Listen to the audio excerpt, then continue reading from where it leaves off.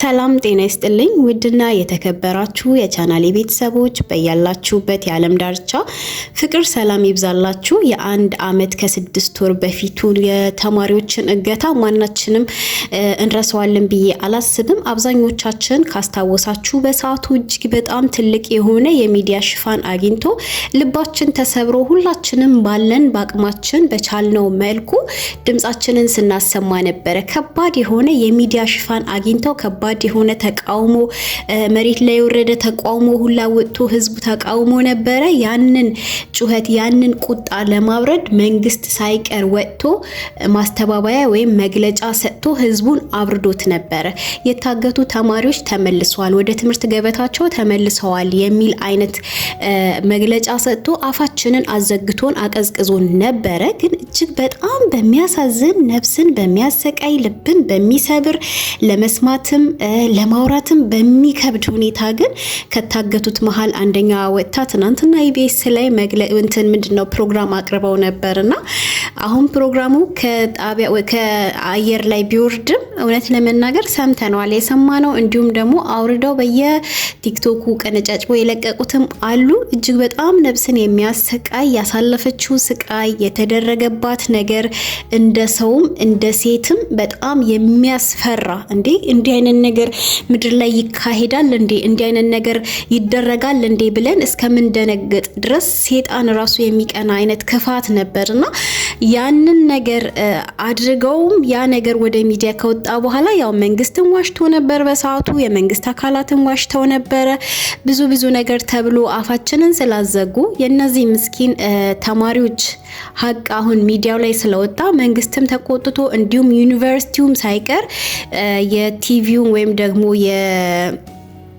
ኢቢኤስን ከሷለው እያለ ነው። እንዲሁም ደግሞ ጋዜጠኛ ሉላም ተይዛለች ታስራለች የሚባል ነገር አለ። እንዴት እንዲህ አይነት ነገር ይደረጋል? እውነት ለመናገር በጣም ቁጣን የሚቀሰቅስ ነገር ነው። ይቺ ልጅ አሁን ሌላ ቁስል፣ ሌላ ህመም፣ ሌላ ሞት፣ ሌላ መግደል አይነት ስሜት ነው የተሰማኝ። በድጋሚ ልጅቷን እንደገደሏት አይነት ስሜት ነው የተሰማኝ። ያሳለፈችው ነገር እጅግ በጣም የሚያስፈራ ነው። ለማውራት ይከብዳል አይደለም፣ ሆነ ብሎ ለማሰብ ይከብዳል አይደለም። ሆኖ እንደዚህ ሁኔታውን አስተናግዳ ቆማ ሄዳ ህዝብ ፊት ቀርባ እንደዛ ማድረጓ ራሱ ከባድ የሆነ የስነ ልቦና ጥንካሬን ይጠይቃልና ይቺ ልጅ አሁን በጣም ልትደገፍ አይዞሽ ልትባል ወንጀሉን የፈጸሙባት አካል ለህግ እንዲቀርቡ ጥረት እንደማድረግ አሁንም ህዝቡ ተከፋፍሎ እንደ ዘር እንደ ጎጥ እንደ ብሔር በጣም ነው የሚያስጠላው። እውነት ለመናገር እኛ ኢትዮጵያ ውስጥ ያለን ሰዎች ወይም ደግሞ ይሄ የኔ ትውልድ ወይም ደግሞ ይሄ እዚህ እኛ ባለንበት በእኛ እድሜ ላይ ያለው ትውልድ እስካሁን ከሰማሁት ኢትዮጵያዊነት በጣም የሚያስጠላ ኢትዮጵያዊነት ውስጥ ነው ያለነው። የምር እኔ ከልቤ ነው ማውራው። በጣም የሚቀፍ ኢትዮጵያዊነት በጣም የሚያስጠላ ከሰውነት ተራ የሚያወጣችሁ ሰው መሆናቸውን የምትረሱ ሰፈራችሁን፣ መንደራችሁን፣ ስማችሁን፣ ክልላችሁ ከተነካ የፈለገ ገደል ቢገባ የፈለገ ቢቆስል የፈለገ ቢታመም ከሴጣን የከፋ ጭራቅ በጣም አስቀያሚ ነገር እንደሆነ እየታየ የሆነ አካባቢ ስለተነካ ብቻ በጣም ነው የሚያስጠላው። ይሄ ሰውኛ አይደለም። እስቲ አንድ ጊዜ ረገብ አድርገን ፖለቲካውንም ረገብ አድርገን ዘረኝነቱንም ረገብ አድርገን መንደርተኝነቱንም ረገብ አድርገን እንደ ሰው እናስብ። ይቺ ልጅ እህታችን ብትሆንስ? ይቺ ልጅ የኔ ሚስት ብትሆንስ? ይቺ ልጅ እናቴ ብትሆንስ? ይቺ ልጅ ልጄ ብትሆንስ የሚለው ስሜት ወደ ነፍሳችን ሲመጣ የኔ የስጋ ደሜ አካል እንደሆነች ሲሰማን በስነ ስርዓት ህመሙ ይገባናል። በጣም ነው የሚያስጠላው። በጣም በቃ በዘመኔ በጣም ያስጠላ። በቃ እኔ እንጃ የሆነ በጣም ያስጠላኝ። በቃ ኢትዮጵያዊነት እንደዚህ አይነት አስቀያሚ ነው እንዴ? እኔ እንደዚህ ሆኖ አላስታውሰውም። እውነት ለመናገር ብዙ ነገር ተኮኖ ብዙ ነገር ደርሶ ብዙ ነገር ሰምተን በብዙ ታሪክ ውስጥ ነው የመጣ ነው። ግን እኔ አሁን ያለሁበትን ይሄን አሁን እኛ ያለንበትን እኔ ኤጅ ውስጥ ያለውን ነገር በጣም ነው የምጠላው። በቃ የሆነ ነገር ከተፈጠረ ጉዳዩ የሚድበሰበሰው ወይም የኔ ሰፈር ስለተጠራ እንዲህ ለማለት ተፈልጎ ነው እንደዚህ አይነት ስም ሊወጣልኝ ተፈልጎ ያስጠላል።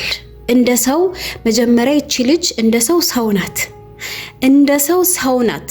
ከዛ በኋላ ነው ሰፈሯ እንደዚህ ብሔሯ እንደዚህ ዘሯ እንደዚህ ማለት ውስጥ የምገቡት። እንደ ሰው ህመሙ ሊያመን እንደ ሰው ህመሙ ሊሰማን ይገባል። ዘረኝነትን ቦታ አለው፣ መንደርተኝነትን ቦታ አለው።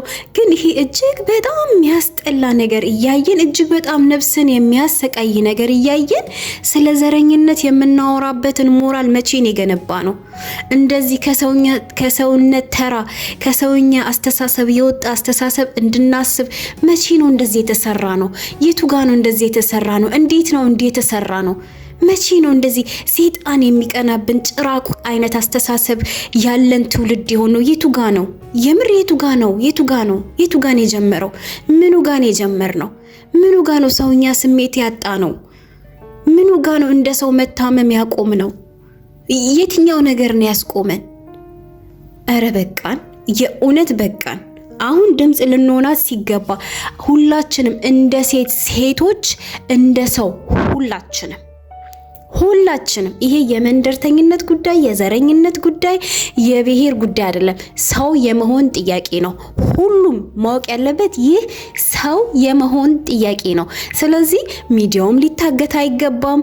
እዚህ ጋር ዩኒቨርሲቲው ዛቻ ያቀርባል። እንዲህ የምትባል ተማሪ ወይም ብርቱካን የምትባል ተማሪ በዛ ዓመት አልነበረችም። ስለዚህ ሚዲያውን ለህግ እናቀርባለን። እንደገና ደግሞ ምንድነው ፕሮግራሙን ያቀረበችውም ጋዜጠኛ ሉላም እስር ላይ ናት እየተባለ ነው። ታስራለች የሚል መረጃ እየወጣ ነው። ኢቢኤስም ካሜራም ሆነ ኤዲተሮች እያንዳንዱ ነገር ታግተዋል፣ ታስረዋል እየተባለ ነው። ይሄ ልክ አይደለም።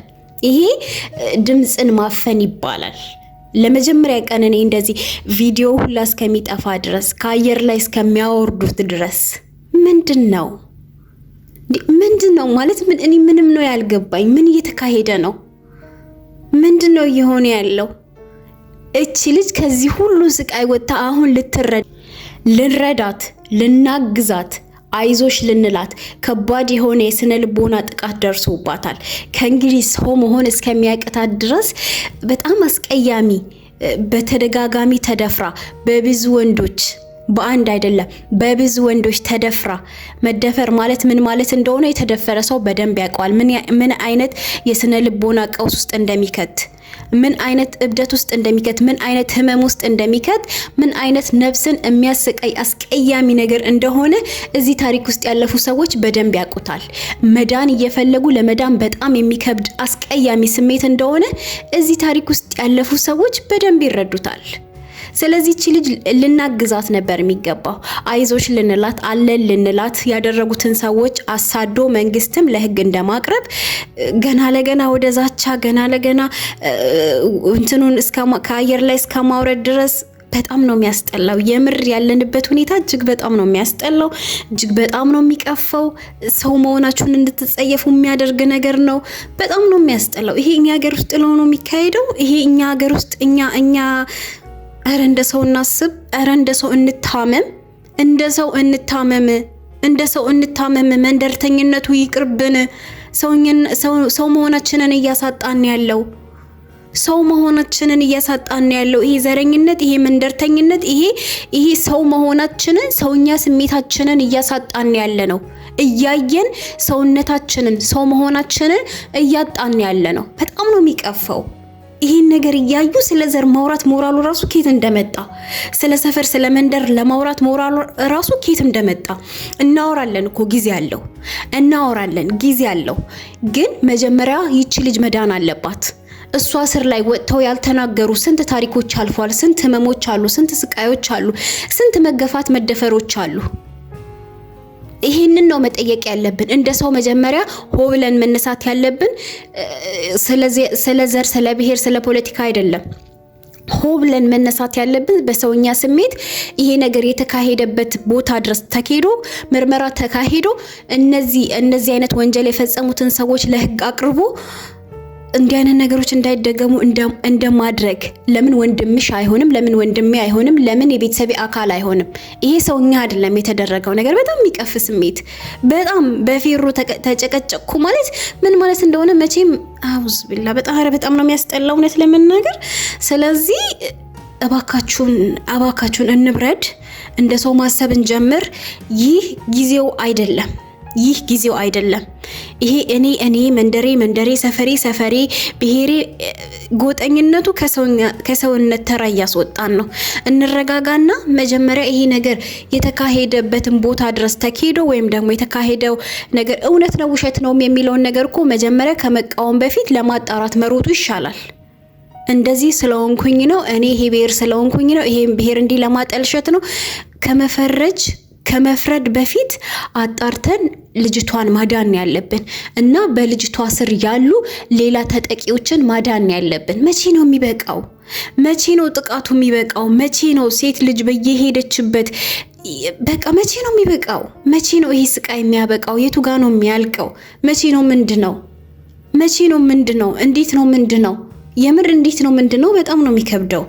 ስለዚህ ሁላችንም እንደ ሰው እንቁም፣ በአንድ ቆመን አሁን ይሄንን ሰቆቃ ይሄንን ህመም እንደዚህ አይነት መዋረዶችን በቃ ለማስቆም ነው መጣር ያለብን እንጂ ስለ ሰፈር ስለ መንደር በጣም ነው የሚያስጠላው፣ በጣም ነው የሚቀፋው ሁላ።